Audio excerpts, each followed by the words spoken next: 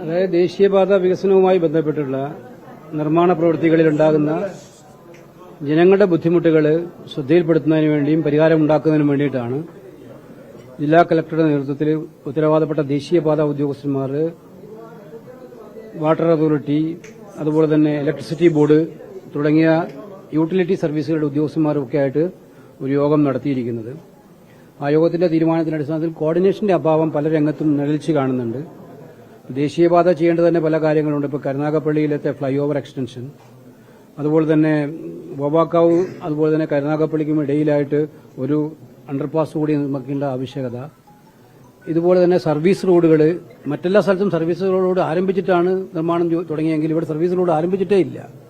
അപ്പോൾ ഇത്തരം കാര്യങ്ങൾ, അതുപോലെ നിലവിലുള്ള റോഡുകളുടെ കുഴി, ദേശീയപാത റോഡുകൾ യാത്ര ചെയ്യാൻ പോലും പറ്റാത്ത സ്ഥലങ്ങളിലെ കുഴി, ഇത്തരം കാര്യങ്ങൾ ചർച്ച ചെയ്യുകയുണ്ടായി. ഈ ചർച്ചയ്ക്ക് എല്ലാ കാര്യങ്ങൾക്കും ഇവിടെ വെച്ച് പരിഹാരം ഉണ്ടാക്കാൻ പറ്റുന്നില്ല. ഇവിടെ വെച്ച് പരിഹാരം ഉണ്ടാക്കുന്ന സംവിധാനം ഉണ്ടാക്കാൻ കഴിയുന്ന സർവീസ് റോഡുകളുടെ കാര്യത്തിൽ ഒരു മാസത്തിനുള്ളിൽ സർവീസ് റോഡ് പൂർത്തിയാക്കാൻ സാധിക്കുമെന്ന് അവരിന്ന് ഉറപ്പു നൽകിയിട്ടുണ്ട്. അതുപോലെ റോഡിലെ കുഴികളെല്ലാം തന്നെ അടിയന്തരമായി പൂർത്തീകരിക്കും.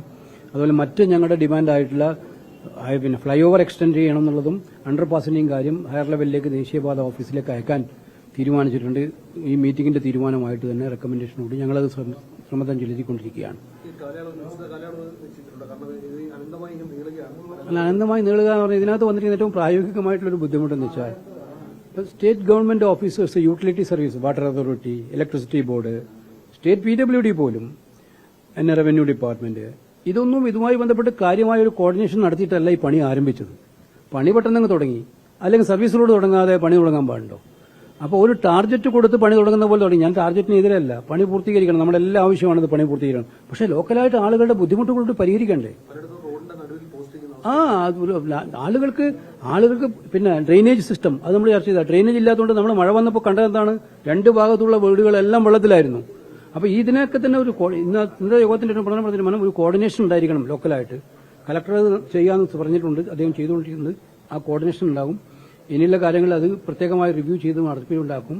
വേഗതയിൽ തന്നെ കാര്യങ്ങൾ ചെയ്യാൻ ഞങ്ങൾ ആവശ്യപ്പെട്ടിട്ടുണ്ട്. അതാണ് ദേശീയപാതയുമായി ബന്ധപ്പെട്ട തീരുമാനം. സംസ്ഥാനത്ത് വലിയൊരു കലാപം നടക്കുകയാണ്. നാളുകളായി ADGPയെ സംബന്ധിച്ച് ADGPയുടെ കാര്യത്തിൽ സംസ്ഥാന സർക്കാർ ഒരു ഉറച്ച നിലപാട് മുന്നോട്ട് വന്നു, മാറ്റേണ്ടതില്ല എന്നതാണ് നിലവിലുള്ള തീരുമാനം. പക്ഷേ അനുദിനം അദ്ദേഹത്തിനെതിരെ വരുന്ന ആരോപണങ്ങൾ ഗുരുതരമാണ്. അല്ല, അതിനെനിക്ക് വളരെ ഗൌരവമായിട്ട് തോന്നി. മറ്റു കാര്യങ്ങളിലേക്കൊന്നും ഞാൻ പോകാൻ ആഗ്രഹിക്കുന്നില്ല. ഒരു വളരെ ഗൌരവമായിട്ടുള്ള കാര്യം മുഖ്യമന്ത്രി തന്നെ അംഗീകരിച്ച കാര്യമാണ്. ഒരു പോലീസ് ഉദ്യോഗസ്ഥൻ RSSന്റെ നേതാവിനെ കണ്ടിട്ടുണ്ടെങ്കിൽ അത് എന്തിനു കണ്ടു, വ്യക്തിപരമാണോ, രാഷ്ട്രീയമാണോ, സന്ദേശമാണോ എന്നൊക്കെ വ്യക്തമാക്കേണ്ടത് ആവശ്യമാണ്. അത് ഗൌരവമുള്ള കാര്യമാണ് എന്ന് മുഖ്യമന്ത്രി തന്നെ. അദ്ദേഹം മറ്റെല്ലാം ഗൌരവമില്ല എന്ന് പറഞ്ഞിട്ട് ഇത് ഗൌരവമുണ്ട് എന്ന് പറഞ്ഞു. പക്ഷെ എനിക്ക് മനസ്സിലാകാത്ത കാര്യം, ഏറ്റവും ഉന്നതനായ ഉദ്യോഗസ്ഥൻ, അദ്ദേഹം സംസ്ഥാന സർക്കാരിന്റെ വിശ്വസ്തനായിട്ട് അറിയപ്പെടുന്ന ഒരു ഉദ്യോഗസ്ഥൻ, അദ്ദേഹം ഒരു ദൌത്യമില്ലാതെയാണോ RSS നേതാക്കളെ കണ്ടിരിക്കുന്നത്? അങ്ങനെ അല്ലായിരുന്നെങ്കിൽ അതിന്റെ ഒരു എക്സ്പ്ലനേഷനെങ്കിലും ചോദിക്കുമോ ഇതുവരെ മുഖ്യമന്ത്രി? എന്തുകൊണ്ട് കണ്ടു? ഈ സംഭവം റിപ്പോർട്ട് ചെയ്ത് എത്ര നാളായി? അത് വളരെ ഗൌരവമായിട്ടുള്ള കാര്യമാണ്. മുഖ്യമന്ത്രി എന്തോ കാര്യമായി ഒളിച്ചു വെക്കുന്നുണ്ടോ എന്നുള്ളതാണ്. ഇദ്ദേഹത്തെ സംരക്ഷിക്കാൻ നടപടി സ്വീകരിക്കുന്നതാണ്. ഇതിനകത്ത് കേരളം ആഗ്രഹിക്കുന്ന ഒരു ഉത്തരവാണ്. ഉത്തരവാദപ്പെട്ട ADGPയെ മുഖ്യമന്ത്രി ചുമതലപ്പെടുത്തിയിട്ട് കണ്ടിട്ടുണ്ടോ? എന്താണ് ദൌത്യം?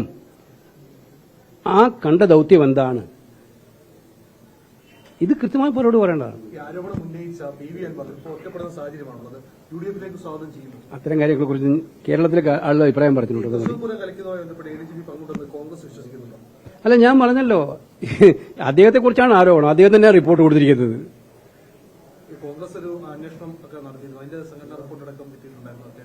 ഏതിന്റെ? അല്ല, അത്തരം കാര്യങ്ങൾ ഇവിടുത്തെ ആളുകളല്ലേ സംസാരിക്കേണ്ടത്. അവർ അത് റിപ്പോർട്ട് KPCC കൊടുത്തിട്ടുണ്ട്. അത് KPCC കൈമാറുമായിരിക്കും.